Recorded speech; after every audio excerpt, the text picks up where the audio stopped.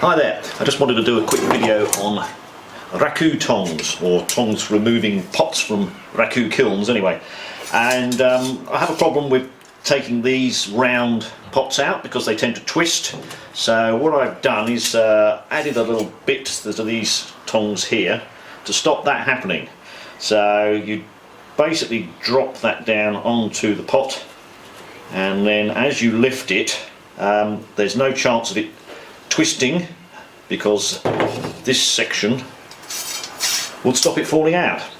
And if you've got a narrow necked one, you can do the same thing, just drop that down there and it slides down, and then you're able to lift it up without any chance of the whole thing falling out.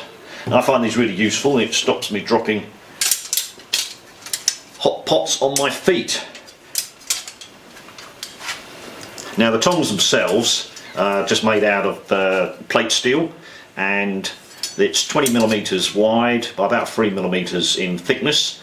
The arms are 700mm long, and the central section I just ground a slot down the middle and bolted it together with Loctite nuts so that the whole lot slides up and down.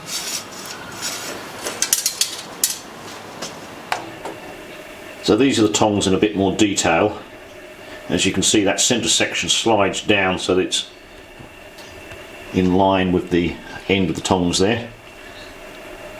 And the two curved pieces here I've just welded. But, you could choose to bolt those on with the countersunk bolts.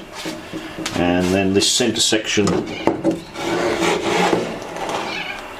the bolt has got two nylock nuts, obviously one in the middle there, which secures the two working parts of the tongs, and then one at the top, which is just loose, to allow the slider to go up and down. And that central slot I just cut with an angle grinder, just ran that down the middle.